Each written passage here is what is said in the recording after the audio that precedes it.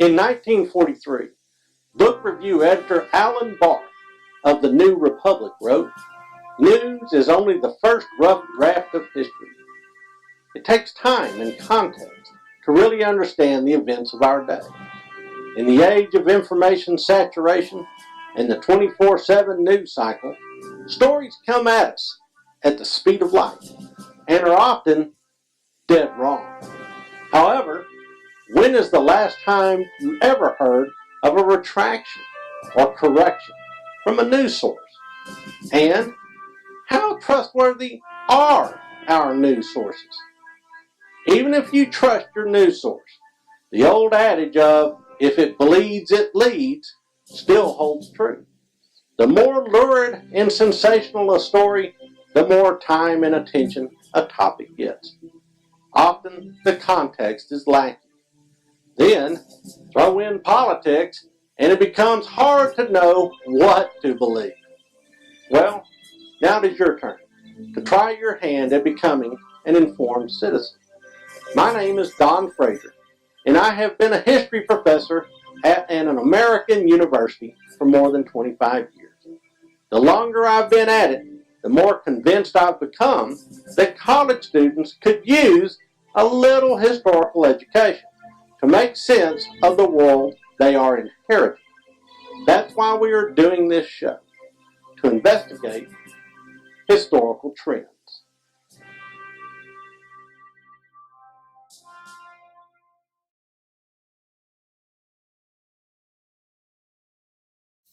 Russia. They seem to be everywhere today. If you consume any news source, it seems the Russians are influencing our elections, Russians own the Trump administration, Russians peddled influence of Hillary Clinton, Russians are threatening the Ukraine and messing with us in Syria. They're also sheltering an American spy, Edward Snowden. You name it, Russians are probably doing it. You're right. It's amazing how in the news they are. Now, I grew up in an era called the Cold War, which is ancient history to my students, most of whom were born in this century. 2000 or later. I remember the nuclear war drills, the duck and cover, early on in my childhood. I cut my teeth on the threat of commies dropping from the skies. Red Dawn, the original, not the cheesy remake, was a big deal. We could imagine a coalition of Russians, Cubans, and Nicaraguans parachuting into Colorado to enslave honest Americans, only to be foiled by freedom-loving American teenage partisans. Stories of people fleeing communism abounded. We saw the Iron Curtain. In 1990, I was in Europe when the fences came down, and I have never seen so many ecstatic people. They flooded West Germany with their crummy cars, but with their very full and happy hearts. My students today, though, seem a little blasé about communists or communism in general. That is, if they understand what that means at all. Russians are not nearly as scary as they used to be. So, Dr. Frazier, how concerned should we be, though, seeing so many Russians on the news today? Let's talk about that after a slice of pie. With Dr. Philip Lemasters. It all started on Valentine's Day in 1986, when a poor but honest theological student was trying to win the heart of an aspiring pediatrician. He somehow stumbled on the recipe for this unique pie, baked her one,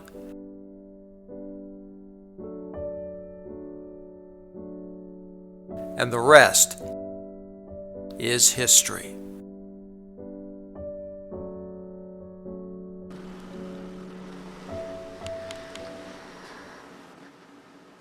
Rejoice, my friend, for today the rare joy brought by this storied pastry is yours.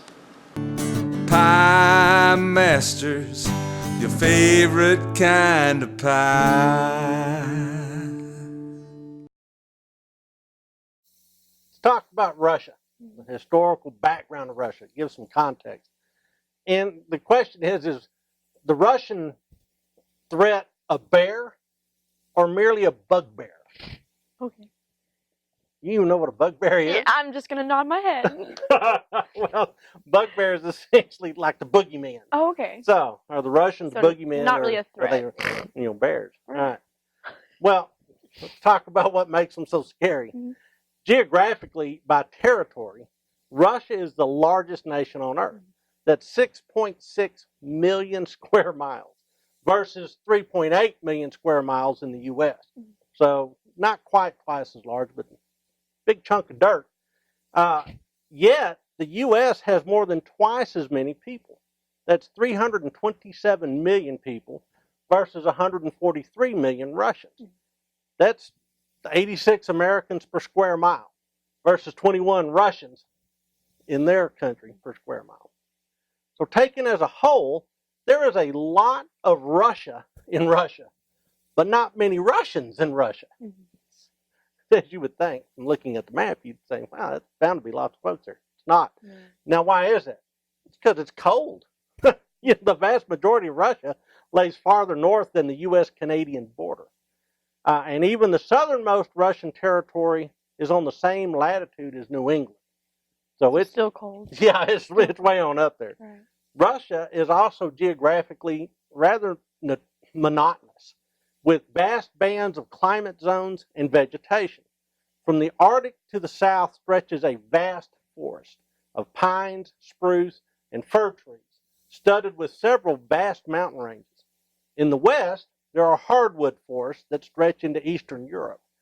But as you head north to south in Russia, the trees give way to a vast prairie, the steppe. Think of the U.S. Great Plains on steroids. These grasslands fade into deserts the farther south one travels. So Russia is a big, big place, but kind of lonesome. Well, then perhaps we ought to think about Russia in terms of economics. The United States is the top economy in the world.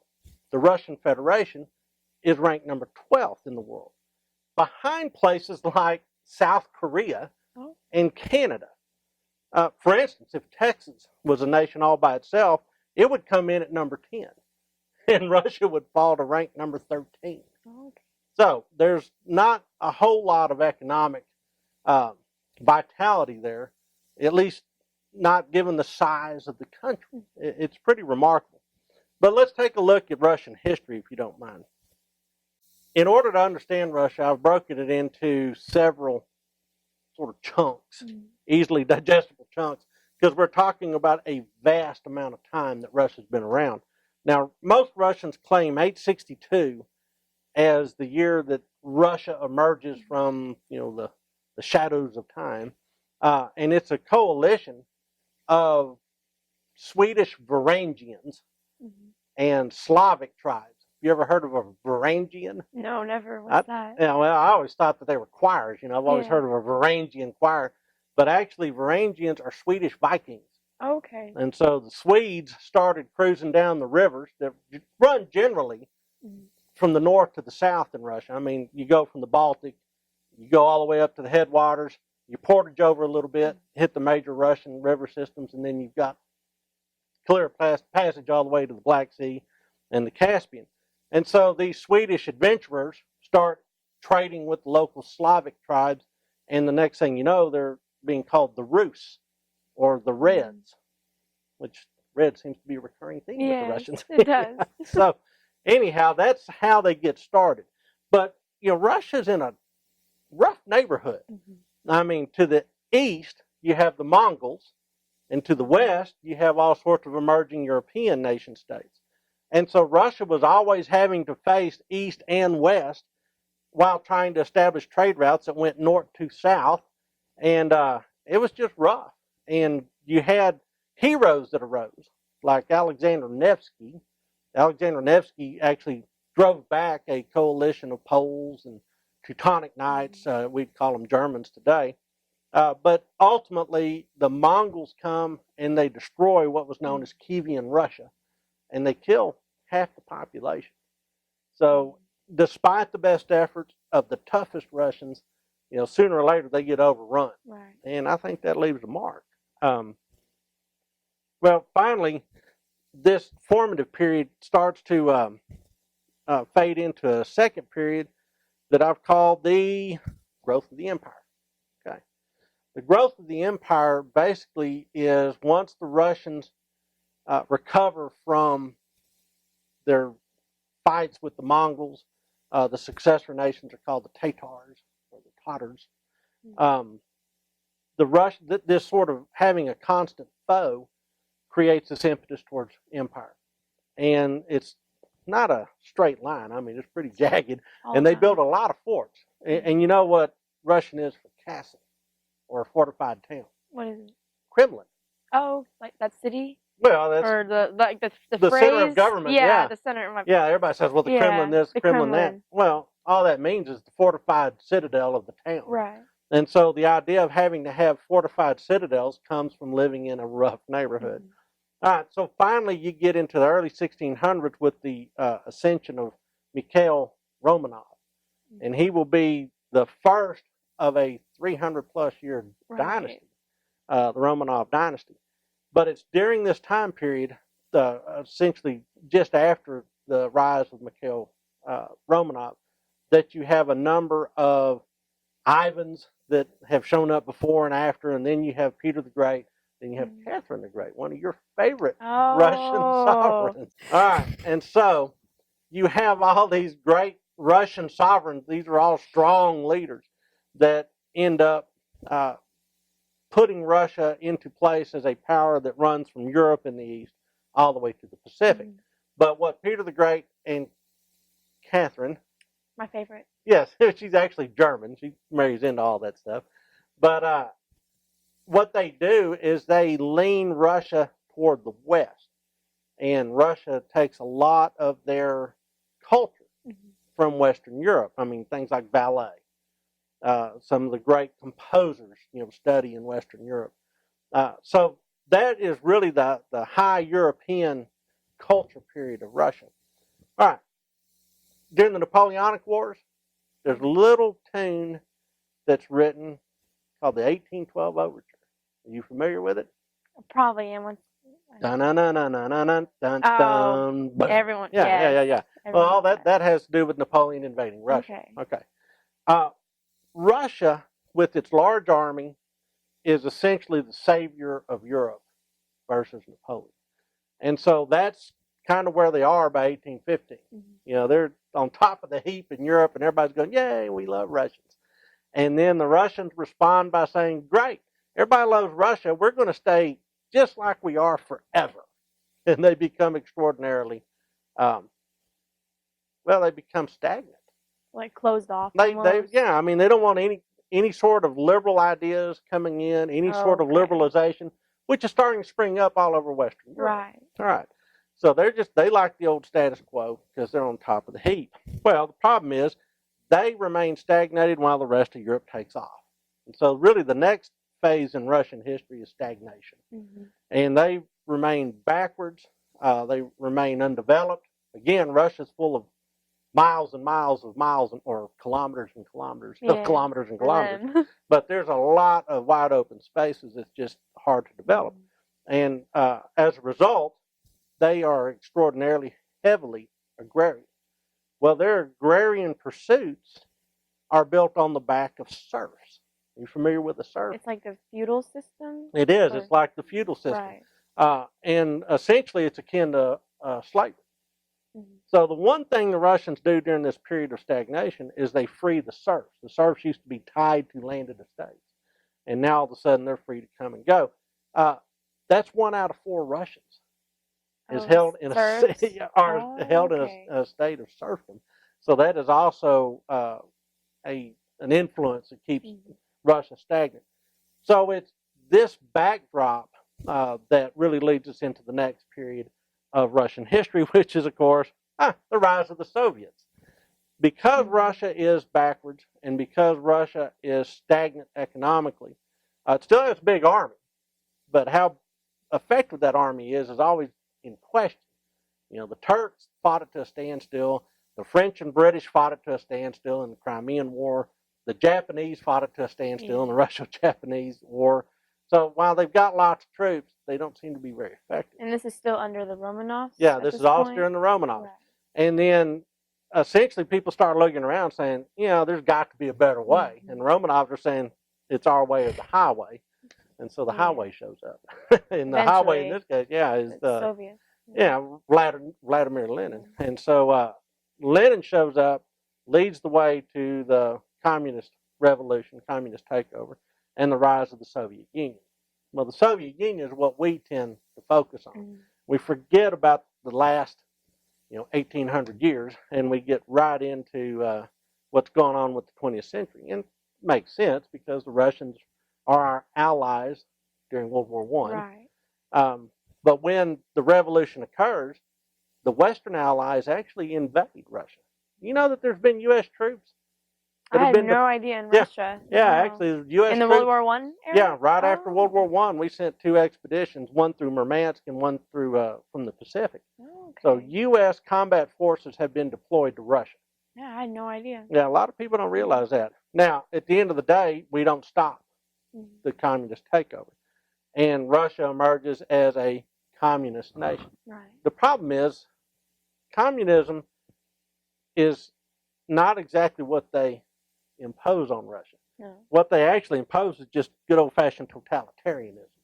When Lenin dies, he's replaced by Stalin. Oh, yeah, Uncle Joe. Oh. All right, so Uncle Joe Stalin says, what we're going to do is we're going to have a planned economy. And that means that there is no individual will, only the collective. And that means I will tell you what to think, I will tell you what to work, I will tell you what to do. Like a dictatorship almost. No, it's not even almost. It is entirely. Yeah, it is entirely. Like a full-grown dictatorship, absolutely. And so he's calling the shots. They have planned economies called the 5-year plans. But what happens is food-growing regions like the Ukraine are starved to death so that their food can be exported. In the Great Purge, right? Well, he's purging all of his opponents, absolutely. Yeah. And so the Ukraine starves. Any political opponents are purged, including military officers. Boy, he purges the military, doesn't trust them, is afraid of a coup. There are millions, some estimates of 20 million Russians died during this time period. And certainly 18 million Russians go to forced labor camps called gulags. Yeah. So it is rough. But to the outside world, Russia seems to be where it's at. Mm-hmm. Because he's taking Russia from being a backwater agrarian state to a fully industrialized state. Right. And in fact, it becomes a greater industrial power than many of the traditional European powers. Mm-hmm. And that freaks everybody out. There are Americans, however, that look at this as being a great success story. They're going, wow, if we could be more like... well, that's what they don't know. That's when the Red Scare starts. Everybody does, nobody knows how this is going to end. Right. And so a lot of people are saying, no, man, this is absolutely the way to go. And a lot of people are saying, are you nuts? Yeah. These guys are, they're thugs. It's a dictatorship completely. Yeah, it's a complete dictatorship. But there was actually people that were Stalinist admirers that worked for Franklin Delano Roosevelt during the New Deal. And so you mentioned Red Scare. Mm-hmm. What do you know about Red Scares? It's when communism was spreading all over the world and people... Because it's an ideology. Yeah, and people were scared that it would ruin democracy and everything set in place already that was working pretty well for at least the United States. And also the threat that there would be infiltrators. Right. If you listen to communist propaganda, especially Stalinist propaganda, it's all about exporting the revolution, to unite the workers of the world. Well, there's workers in the United States. And some of them are going, hey, we don't like our boss. Right. So maybe we would like to unite with these world workers. Anyhow, so it's spooky. And it's so spooky that the Germans go completely off the rails being afraid of the communists. Mm-hmm. Now, the guys that counter the communists are known as National Socialists. We know them as Nazis. Right. And really, the Nazis were so afraid of the Russians that they made them the number one bad guy. The bugbear. There it is again. All right. So they're the communists are the boogeymen. Mm-hmm. And so Hitler actually rides the back of that into power. And so the Nazis are all about containing the communists. The Soviets are the big threat. Mm-hmm. But Hitler also has all these Western powers. Oh, So yeah. World War II is really about Hitler hating the communists, but having to whip the Western powers because they're supporting the communists as allies. Right. At the end of the day, he fails. Now he manages to kill about 20 to 25 million Russians Mm-hmm. during the course of the war. Well, he killed them. Stalin killed them. The war killed them. Whatever. There's a lot fewer Russians at the end of the war than there were going in. The Germans lose about 8 million doing it. And they lose the war, and they lose their country, and they lose everything.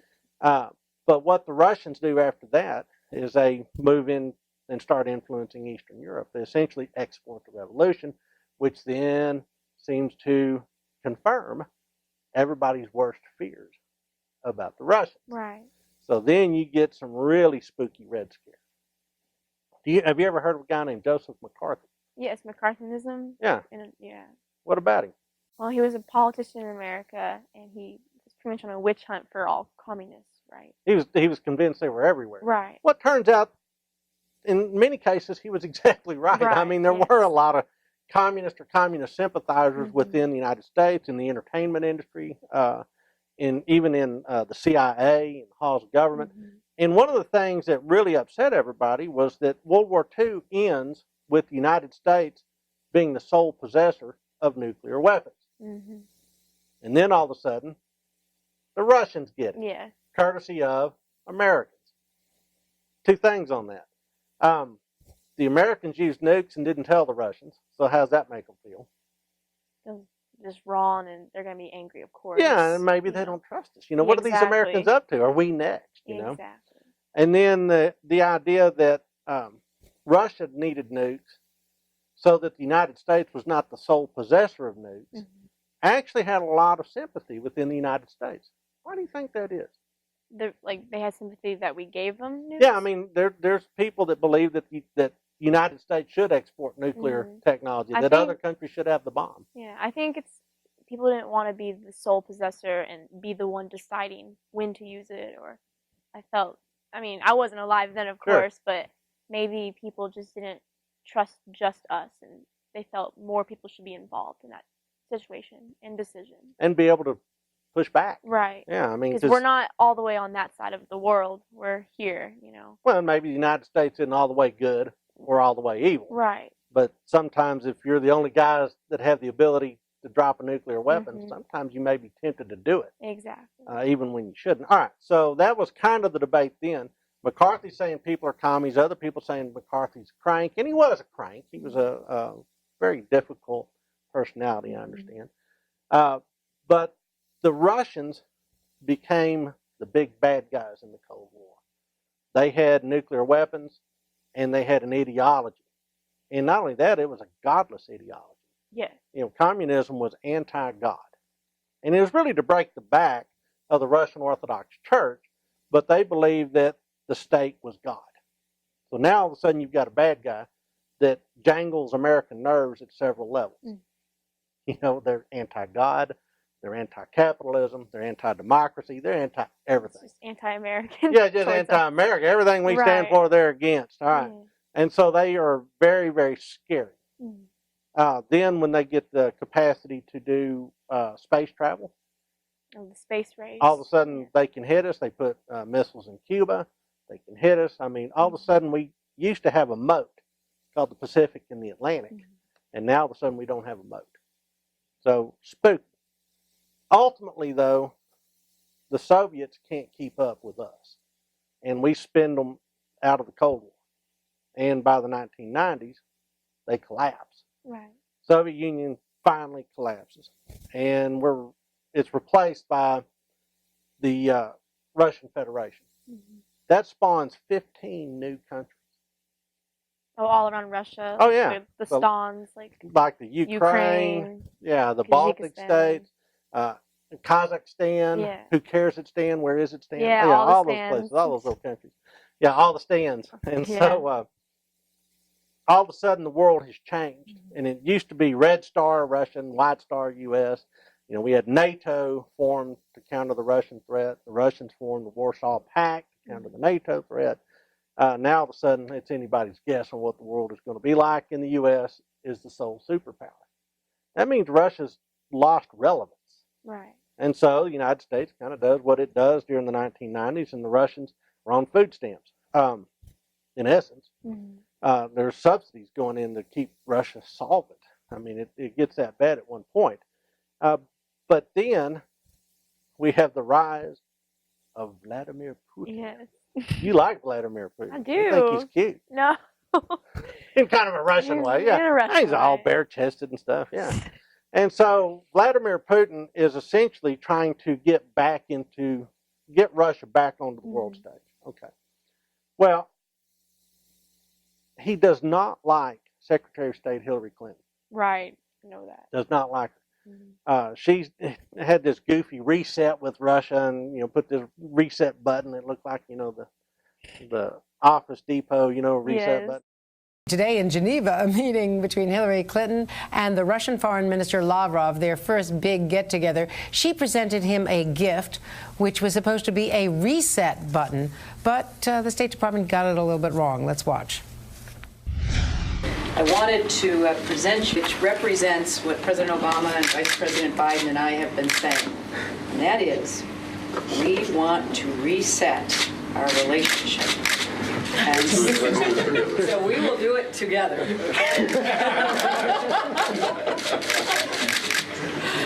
Thank you very much. You are very welcome. We worked hard to get the right Russian word. Do you think we got it? You get it wrong. I got it wrong. It should be перезагрузка. And this says перегрузка, which means overcharge. Well, we won't let you do that to us, I promise. Okay, thank you very much. Thank you so much. Would be on my desk. Anyhow, that was dumb, and it played poorly. And finally, Putin just said, the Americans are Done. we're just done with them. And Hillary Clinton tells Barack Obama, you need to snub Putin, and that'll get his attention. And so then all of a sudden, he's got this revenge motive, which sets up the election of 2016. Yes. All the scandals. All the scandals, and leak this and leak that, and the DNC being hacked by Russian hackers. And it's not that they denied what was in the emails. They were just mad they got hacked by Russians. And so then the allegations of Trump, working very closely with Russians and being in bed with the Russians, so to speak, that's kind of where we are. We'll be right back.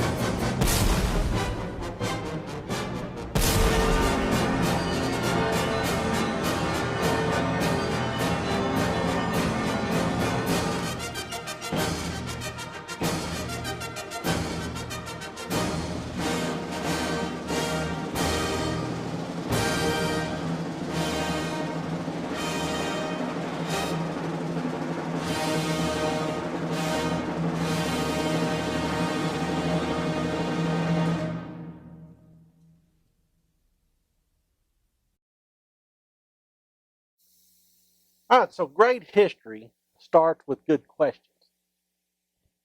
Now, I have some for you, actually. Great. One of my first questions is, what effect do you think the great unpopulated distances of Russia might have on the national identity of Russia? Yeah, big wide open spaces probably makes them slightly paranoid. Yeah, lots of places to take over. Yeah, it'd almost be like a mountain man, up in the mountains with nobody around. Yeah. You always kind of worry what's lurking. You're always looking for Indians behind the bushes, so to speak. And so I think that probably has an effect, a psychological effect. I mean, I don't want to play psychologist without a license, but it seems to me that the big, wide lonesome would certainly make you a little jumpy. That would make sense. And then Just a theory. also the location, it's more north, like you explained. Yeah. How So do you have one good month of summer. Right. What effect do you think that has on their thinking? Well, it's dark and gloomy that far north. Mm-hmm. You don't have a whole lot of sunshine, and your neighbors are all fairly hostile. So I think that they probably wake up every morning with their fist clenched. That makes sense. Seems to me. That's why we consider them so hostile. Yeah, certainly so threatening. Right. Yeah. Russians, do you think they seem to have a theme for strong, heroic leaders? They seem to. Yeah. I We see that a lot. We talked about Alexander Nevsky, and then you've got Ivan the Great, Ivan the Terrible, you got Peter the Great, then you got Catherine the Great. My favorite. Your favorite. And now, you follow that line all the way through to people like Nicholas III, and then you've got people like Lenin, Stalin, and now Putin. Now, a fun fact we were talking about earlier, do you think Catherine the Great really had sexual relations with a horse? That was the rumor. Always the rumor. Now, here's why I think it's probably bunk. All right. She was German. Not that being German would preclude you from that activity, but it made her fairly unpopular with the Russians. They always saw her as an outsider. Right. So anything that they could do to tarnish her reputation, they would do. So I think that might have just been an ugly, ugly rumor. But being the leader of Russia, you could do whatever you wanted. And there's been freakier things. So. And the rumor is still around today, clearly. It has some legs, as they say. How did the 1917 revolution change things? It put an end to the old Russian Empire. And then we saw communism slowly start to come in. Well, the Soviet Empire, really. Yeah, it was the Soviet Empire. I guess you would call it the Soviet. Yeah. Communism was later. Yeah, and so it changes the entire nature of the country. Before that, it was a good old-fashioned European-style, top-down country. Then all of a sudden you had this Soviet revolution, and it's bottom up. Yeah. And then all of a sudden it's really not bottom up; it's top down. But they claim it's bottom up. It totally destabilizes centuries of Russian history. It's a big, big change. Now, another thing is World War II. It seems to have left a scar in Russia. Yeah. How so? Millions of dead people, tens of millions of dead people. The Great Patriotic War is what they call it. And so that is the watershed event for them. That's it. World War II is it. In the United States, we kind of have the sense that we won World War II. Isn't that kind of how it plays in your head? In my head, yes. Yeah. In history. Yeah. All that. We saved Private Ryan after we hit the beach with the Band of Brothers, and then we won it. And what you forget is that there is a vast Russian horde coming from the east. Now, these guys are driving American trucks and American Jeeps, flying American and British aircraft, as well as Soviet aircraft and Soviet equipment. But we're helping them win that war, but they are paying for it with the blood of their citizens. And so it is a big, big deal. The United States loses 400,000 people. But Russia, 20 millions. million. Right. So that will affect the way you think. Yeah. And so the Russians don't want to lose 20 million people again. And so that means they've got to be relevant and wary. Yes, that makes sense. I could see that. What do Russians really fear from the U.S.? They're in the news. We've talked about that many times. What's so scary about us? What's scary about us is that we are in the way of their program. And right now, their program is the reassembly of the old Soviet Empire or Russian Empire, Russian relevance, Russian participation on the world scene, and the Americans are getting in the way. Yeah. I mean, the Americans are backing the Ukrainians over the Russians. Well, the Russians used to own the Ukraine, and so that's a problem. The Russians don't like the Turks. Well, we're helping the Turks against the Syrians, so now fine. Russians will help the Syrians So we're against just the helping Turks. the wrong people, really. We're just compared to always them. seem to be on the other side of the conversation with these Okay. guys. Yeah. That makes a lot more sense. Okay. So a while ago, we briefly spoke about how the Russians meddled in the U.S. election, the 2016 one. How Right. so? All right. Essentially, it's 4 different ways. One is they hacked the Democratic National Committee computers in September 2015. And so they were actually looking at internal documents, and then they made them available to WikiLeaks. And WikiLeaks threw them out there. All of us. Yeah, that's right. So Yeah. now we all get to read their mail. And guess what? The Democratic National Committee didn't like Bernie Sanders, it turns out. All right. So another thing they did was they contacted American politicians that they considered sympathetic to Moscow. And that was not Hillary Clinton. They did not think Hillary Clinton was sympathetic to Moscow. They didn't like Hillary Clinton. No, they did not. So they found some people that they liked better. All right, so we talked about them leaking the hacked emails to WikiLeaks and all that revealed. And then the fourth area was they amplified the leaked emails by trolling social media. They posted fake news. Oh, the famous fake news Absolutely. line. All over social media. Now they do this all over Europe. This is old school for them in Europe. Right. But now all of a sudden they're trolling American Facebook and Twitter and everything else, and people are getting sucked down these rabbit holes. And it's all because you have these Russian hackers that are Yeah, pulling we the didn't strings. know what to believe. Yeah, because we've voters. become less and less discriminating on how we get our news and what we do and do not believe. So out came the tinfoil hats, and it was crazy. And then there was an actual breach in an estimated 39 state voting systems, in which it looked like voter registration data had been sucked away to be used for whatever purposes in the future. So that's a little stupid. No one's studied further into that? Well, yeah, they're watching it closely, going, all right, now where did it go and how are they going to use it? That's the big issue. Wow. My last question is, what does Russia hope to achieve in all this and getting in our heads and our news? Okay. I would suggest 2 things. Immediately, it is revenge. From everything that's happened. Yeah, just to get back. Cause trouble because they can cause trouble. Right. This is not an existential thing like it was in the Cold War. This is we're going to tweak your nose a little bit. Yeah. The other thing is to reestablish Russian relevance. They want to be somebody again. Yeah.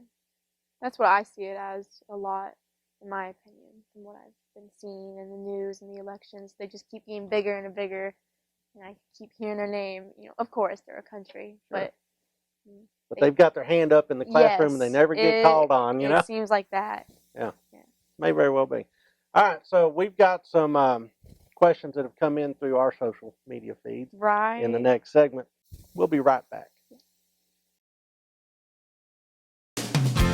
McMurry University, founded in 1923 as a United Methodist institution, is a student-centered community that empowers its graduates to lead lives of meaning through scholarship, leadership, and service.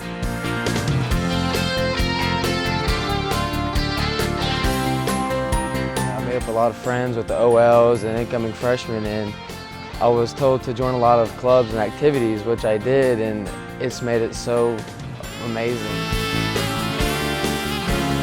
McMurry University is located in Abilene, Texas, about 150 miles west of Dallas-Fort Worth.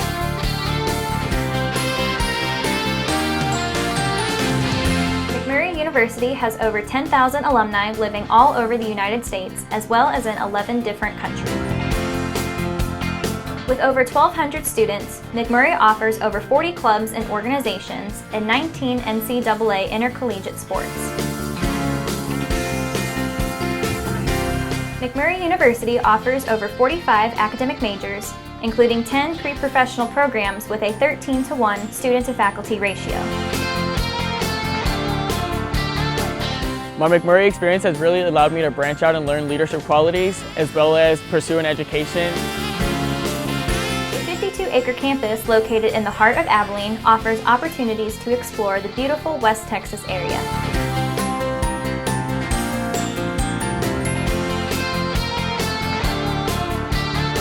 90% of McMurry students receive financial aid. feel better prepared for my future after attending McMurray because of the leadership and the study habits that I learned here. I learned how to be a member of a team. McMurray University was listed as number 18 on the list of best regional colleges west by the U.S. News and World Report in 2015.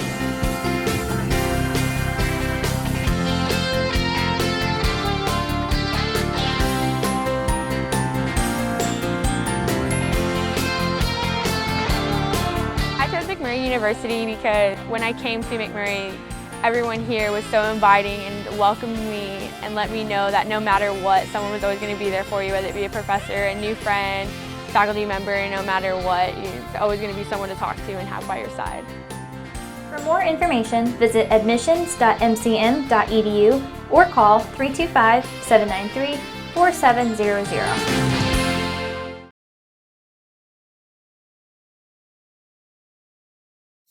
And we're back. All right, Dr. Frazier, I have some interesting tweets from our viewers on Twitter. Great. My first question is actually directed more towards me. It's from Evil Lynn Gonzalez. Evil Lynn Gonzalez. That's a good one. That sounds familiar. Yeah. Does your generation view Russia as an oppressive regime or just misunderstood? I would think my generation doesn't really see them as a huge threat right now. You know, any power that has nuclear weapons is going to be, of course, a threat. But I would say misunderstood, in my opinion, because, you know, maybe they're just trying to get their name more out there. And that's why we see them in the news all the time, because they don't want to be forgotten. The next one is from Royal Horse. Royal Horse.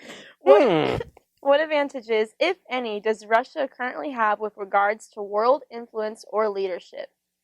I'll let you take this one. Well, I think that they have geography on their side. Mm-hmm. They're right next to where all the action is. One of the things that people don't realize is that Russia is the #1 supplier of energy to Western Europe. And so all of a sudden, you have to play nice with Russia if you're in Germany or France. I didn't realize that. Now, here's the thing that's going to drive Russians crazy, is that Poland is sitting on top of a vast reservoir of shale oil. Oh, I didn't know that. Yeah, and so the Polish energy market is about to explode. And then all of a sudden, what Russia got? Yeah. They've got lots and lots of pine trees, and icebergs and things. Oh, that makes sense. So that's one of the things that's going to be for the future. Well, this next question, I guess, can be directed towards both of us to answer. It's from @XXX Leave Trump Alone 45. I wonder which side of the spectrum they're on. Can you think of any areas where the U.S. and Russian interests align? What about you? Go first. I think probably the big thing is that we're both interested in oil. Yeah. And so that's going to be a big thing running the show for a long time. We both got issues with radical Islam. Yes. I mean, we talk about the Islamic threat, terrorism threat to the United States. There's been thousands of Russians killed by Islamic terrorists, and it just doesn't make the news over here. I mean, they actually took over. Yeah, they took over a school, slaughtered all the kids. Yeah.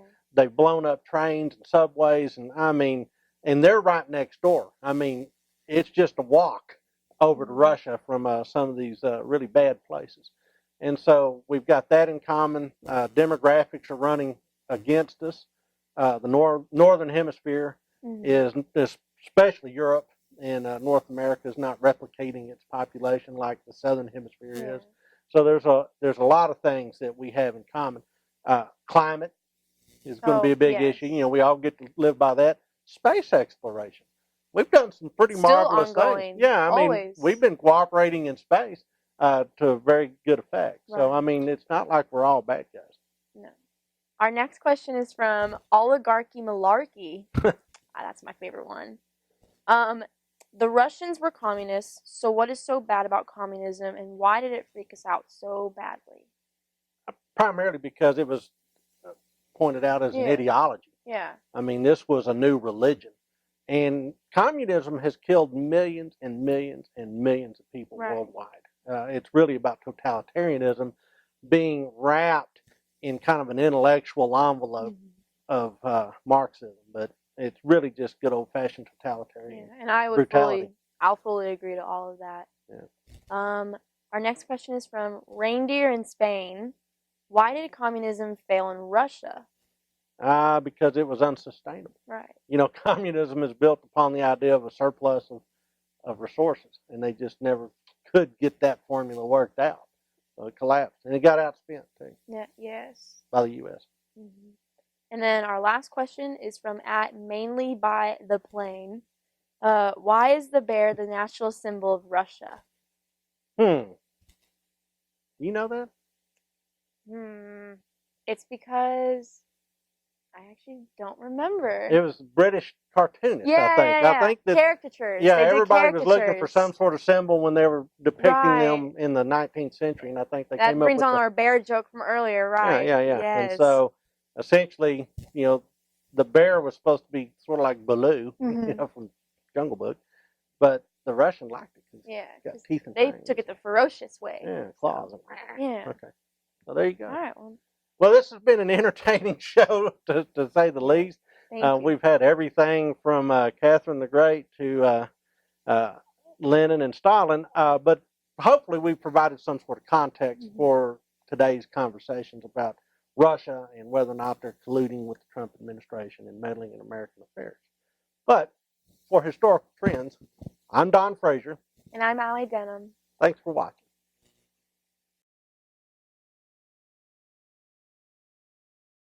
I've been collecting stories that are told in the Soviet Union by their people among themselves, which reveal they've got a great sense of humor, but they've also got a pretty cynical attitude toward their system.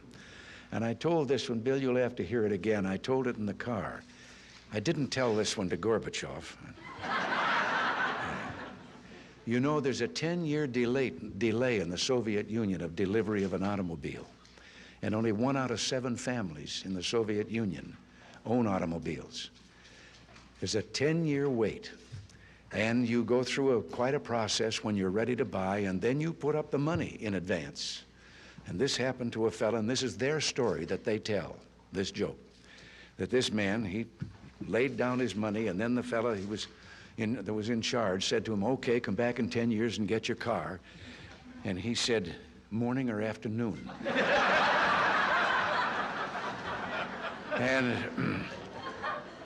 And the fellow behind the counter said, well, 10 years from now, what difference does it make? And he said, well, the plumber's coming in the morning.